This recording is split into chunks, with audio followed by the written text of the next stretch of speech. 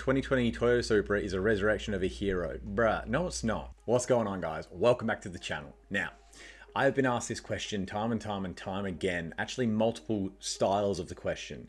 Do you like the new Supra? Would you buy the new Supra?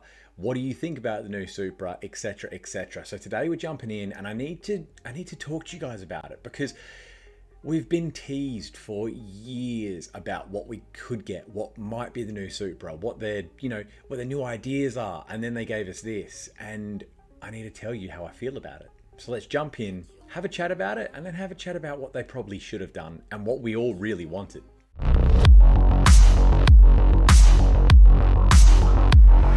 All right, the 2020 Supra, the A90 Supra. It has been labeled the new Supra. Look at this. The 2020 Toyota Supra is a resurrection of a hero. Bruh, no it's not. I'm sorry, but no, it is not. This is my opinion, obviously. You guys do whatever you want, but this is my opinion on this whole scenario. Now, firstly, I would like to say that it is a nice car. Take out the word Supra. It is a nice car. It's got a nice engine, it's got a nice gearbox, it's got fairly good styling, it's got a bunch of fake vents, which doesn't make any sense to me, but it's okay. Especially when you wide body them and slam them, they look really good. But to be fair, wide body anything and slam it and it's gonna look better than it did. Right, now don't get me wrong, the B58, great engine, inline 6 turbo, blah, blah, blah, blah, blah, can make power, can do this, can do that. Okay, cool, I get it, but it's a BMW. End of the day, that's a BMW with a Toyota badge. And it's all it is, right? They got what, 300 and something horsepower. It just broke all of our hearts. Us Supra guys, it broke our hearts. Now, it broke it to a degree, but at the same time, it kind of didn't because this came out as not the Goliath that we wanted. The A80 Supra is still king. I'm sorry, but the way I see it, it still is. It's got the 2J. It's got the stylings, it's got the fighter pilot cockpit. It's just amazing, right? We were hoping for something a lot better than this. This car is nice, don't get me wrong. And if it had a different badge on it, I would probably like it a little bit more. I don't hate it, but I don't love it. But it's not the Supra, right? Let's look at the legends of Japan, right? The GDR. So the 32, the 33, the 34, and now the R35. They got better and better and better and better with every single rendition of the car. With every single new model, it got more powerful, it got cooler looking, it got meaner looking, it got more aggressive. It was just great, right? Obviously, that is a direct competition to the Supra. The Supra was the A70, beautiful stylings, good motors. A80, king, right? King of the Supras, in my opinion. And then we were like, what are they going to give us next? And there was so much hype. There was so much time in between because essentially, really, the A80 was kind of in line with the R33 skyline, right? The A80 ended at 2002 and the R34 came a little bit later than that, if my memory's correct. So the more of a comparison was the R33 to the A80, right? Then Nissan came out with the R34 and we were like, oh, like this thing's got balls, like this thing's good, still ran with the RB26, all-wheel drive, twin turbo, this thing's sick, well done. You've done what your people wanted, what Nissan lovers, GDR lovers wanted. They wanted you to beef it up a bit, keep the heart and soul of it, and just make it better. And then all of a sudden, they went to the R35 and they run the VR38, is it? It's like, yes, okay, it's different motor, but at the same time, more power, twin turbo, all-wheel drive still, ball breaker of a car, like absolutely sick car, right?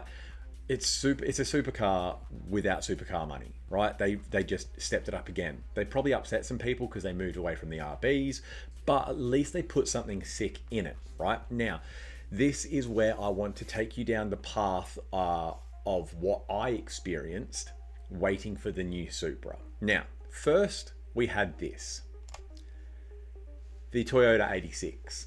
When it came out, they were hinting that this was going to be the new Supra, or the new replacement for the Supra, right? Back when they were Hadn't released it yet, but they were going to. We didn't know what the engine was. We didn't know what the gearbox was. And then it came out, and I don't want to call it a hairdresser car, but it is, to a degree. You know what I mean? Don't get upset. It's not very powerful. It's not great. It's not bad. It's not great. It's not a Supra is what I'm trying to get at. Like, keep in mind, when I say it's not great, I mean it's not legend tier, which is what we expected for a Supra, right? What we wanted was to continue the pattern. So 1JZ 2.5 litre turbo, 2JZ 3 litre turbo, 3JZ 3.5 litre turbo. All we wanted you guys to do was build a slightly bigger engine and make it more powerful. You gave us 300 odd horsepower back in the day for the A80. Give us 500. Beat the GDR that came out. What was the GDR's power? I've got the wiki here for it because I need to know. So in 2007, 473 horsepower. The GT R50 has 710 horsepower. Now that's like above the Nismo Track Edition. So let's go with 562 horsepower, right? All you guys had to do was come up with 570 horsepower and we would have been very happy. 3JZ, 570 horsepower, give us a 6-speed manual option, give us an automatic option, make it look cool, right? That's all we wanted. You already had the recipe. Just make it bigger and better. That was it. That's all we wanted. So the Toyota 86 came out and it became a good car, a toy car, a fun car. It's a nice car. Like, as a car itself, it's a nice car, but it's not Supra tier. You know, we're looking at the Japanese legends. We wanted something sick. Now this was after the next one I'm going to tell you about. But the big one that I was excited about was this. The Lexus LFA. In my opinion, this should have been the Supra. Granted, this is $1 million, so that's ridiculous, but ignore that. This came out with a 4.8 litre V10. We wouldn't have been mad about that. We wouldn't have been mad that it wasn't a 3JZ. We would have been quite happy that you'd stepped us up to a V10 and stylings would have worked. Take that Lexus badge off, put a Toyota badge on, or even go Lexus Supra. We're okay with that, I think, because Lexus is kind of the prestige version of Toyota. So it's a prestige Supra. A V10 with 560 horsepower, something like that, 570 horsepower. You did it. 570 horsepower, naturally aspirated 4.8 litre V10. That could have been the new Supra if you priced it, you know, within the realms of normal people and didn't only make 500 of them worldwide. That didn't happen. That came out as the Lexus LFA. That was Lexus's supercar, right? Fair enough. You went down there. You had another option, guys. You had another option. And that other option was this. The Lexus RC350, in my opinion, was a front runner of what could have been the new Supra. Beautiful stylings, amazing car. Obviously, you're going to have to change the front grille, I would say, because that's a real Lexus grille. Fair enough. That's the Lexus F Sport style grille. All right, maybe we'd have to just remake that. But if you have a look right here, all right, take out, like, just have that normal grille, have this part of the bumper that you can see go straight across, get rid of this, get rid of this, get rid of this. And I'm not saying this is what you need to do. I'm literally spitballing here. But you can make a fairly basic front bumper that would work that isn't the F Sport front bumper, you know what I mean? So it could have been a Toyota. Now, came out with a 3.5 litre. Yes, 3.5 litre V6. Yes, that engine isn't the same or anywhere as good as, you know, a JZ, that kind of thing. But they were on the right path. 3.5 litre, beautiful stylings, 2-door coupe, really nice. This could have been the new Supra, and I would have been far happier with this as the new Supra. I would have proudly said the new Supra is amazing. Now, just a quick side note back to the LFA.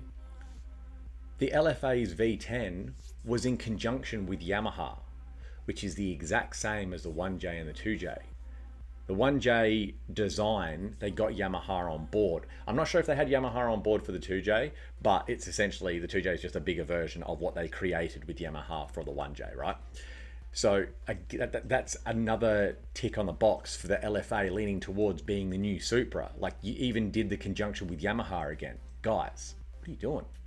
But the RC350 is an affordable price. You know, it could have been a Legend. You guys could have gone through, and when I say you guys, I mean Toyota. You guys could have gone through, you could have upgraded to all-wheel drive. 3.5 litre, slap a couple turbos on there, give us 570 horsepower, please. Manual box, auto box. That's all we wanted. This could have been it. And I think that this, if they had put the right engine in it, 3.5 litre turbo, Toyota 3.5 litre turbo, the 3JZ, just a beefed up, bigger version of the 2J, I think would be a lot better than this. I don't know what your opinions are. Please let me know in the comments, because now look, I know it's not really fair because I've put up a picture of this slammed out, like, good wheels, lip kit, RC350. I mean, this thing's sick. Whoever built this has an eye for it. Like, just look at this thing. But look at that back end. Beautiful, right? Could have been the new Supra. I would have been proud to call that the new Supra, honestly. But I'm not proud to call this the new Supra, because this is not a Legend. It's a nice car, but it's a BMW at the end of the day. It is literally just a reskinned BMW. This is a Toyota. This is a Lexus. This is, you know, the prestige level of Toyota. They haven't just rinsed and repeated someone else's homework, you know? Oh, let me copy that, Johnny. Thanks. I'll put my name on it and change the badges. Sure. No. This was meant to be a Legend, but instead they fought the market with the Mustang and they wanted to put out an affordable sports car. Now, I get it business-wise. I get it. And that's why they did it, because they're a business that want to make money. Fair enough. And they did. And well done. Okay, cool. But you've ruined the name of Supra, in my opinion, because the A90 Supra is not the Legend that it could have been. The A90 Supra had this placeholder to be just something incredible. You'd waited so long. You'd waited 18 years. And all you gave us was this cheap BMW knockoff. And it was really disappointing, in my opinion. Like I've said through this video though, take the badges off the A90 Supra. It's a really nice car. It's got a good engine. It's got a good gearbox. It's a good car. It's a nice car. The 86, same. Good car, nice car. But the 86 is just a Subaru reskinned. The A90 is a BMW reskinned. The LFA could have been our redemption. It could have been something special. It is something special. Don't get me wrong. The LFA is sick. Like, it's so good. But imagine if that was the new Supra. New Supra comes out. V10. Naturally aspirated. Conjunction with Yamaha. 570 horsepower. Hey, we're back at Legend tier, right? The LFA is Legend tier, but it's not one of the Japanese imports. So, yes. The question is, would I own one? Probably not. Do I like them as the Supra? No. Do I like them as the car? Yes, they're a nice car. Definitely a nice car. I see them around. I see them wide-bodied. They're beautiful. They've got a good engine. The B58 is not bad. It's not bad. But it's not where it should have been. They really just had something that could have been something so special and something groundbreaking in the automotive world. Because everyone knows, like, whether you're a V8 guy or you're a import guy or whatever, you know about Supras, Skylines, RX-7s, NSXs. The new NSX they came out with was beautiful. It was incredible. But yeah, I feel that they just fell short with what could have been the most amazing step for Toyota in that realm. They really fell short, and it's a shame. And I don't really have hope for a A100 Supra because I feel like they're just going to keep going down this path of remaking other cars, just reskinning other cars, and it is what it is. But that is my views on it, guys.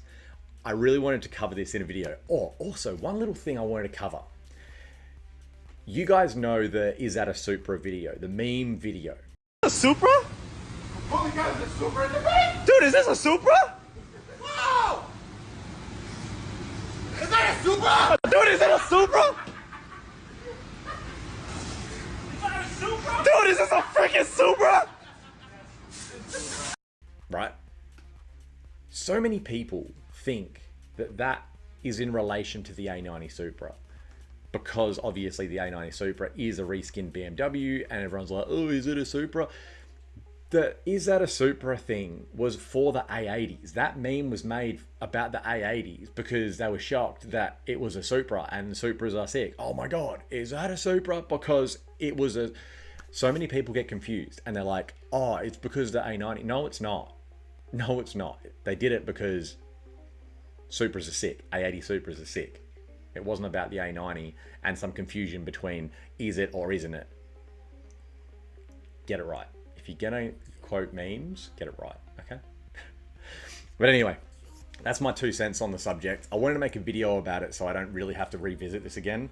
I am far more impressed with what Nissan has done in their development over the years in their new models than I am with what Toyota's done with the new Supra. And it is disappointing because I am a Toyota guy, I am a Supra guy.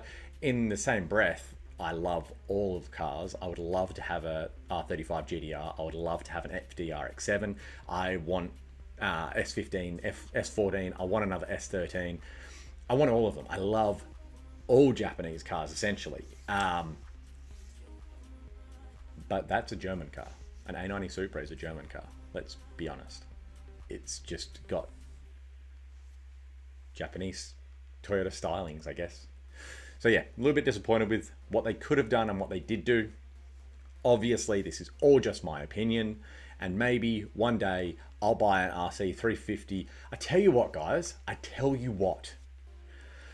If we can get to, let's say, a million subs, right? Which obviously is a long time down the track. Someone in this video remind me, when we hit 1 million subs, we are going to make what Toyota should have made. I will get an RC350, beautiful one, style it really nicely, and I will get a 2J, whether it be VVTi or non-VVTi. I will put a stroker kit through it to get it to the 3.4 litre. I'll try and get something like a V160 or a V161, put it behind it, and we will make what Toyota should have made. I'll even rebadge it with a Toyota badge just to annoy Lexus owners, all right? So if you can help me get to 1 million subs, I know we haven't even hit 4,000 yet, but I know once that algorithm finds us, we're gonna blow up, all right? Me and you guys, because I know you guys wanna see someone build what they should have built, right? People have done 2JZ A86s or Toyota 86s, whatever they call them, whatever. People have done 2JZ A90s, but it's still a lot of BMW in that A90, even if you put a 2J in it. But the Lexus RC350, I feel, is a lot more Toyota. It's a lot more Lexus. It's a lot more Japanese. And if it had a 3.5, 3.4 litre 2JZ, let's call it the 3JZ, and a good manual gearbox behind it, we're winning. We're loving life, right? So get us to 1 million. Please like, comment, subscribe. Get us up there. Help your boy get more subs than those OnlyFans girls out there that are buying their 16th house by just showing everyone their butthole. Help me out while I try and help you out. Thank you for coming along, guys. Please let me know what you think in the comments, and I'll see you all in the next one. See you guys.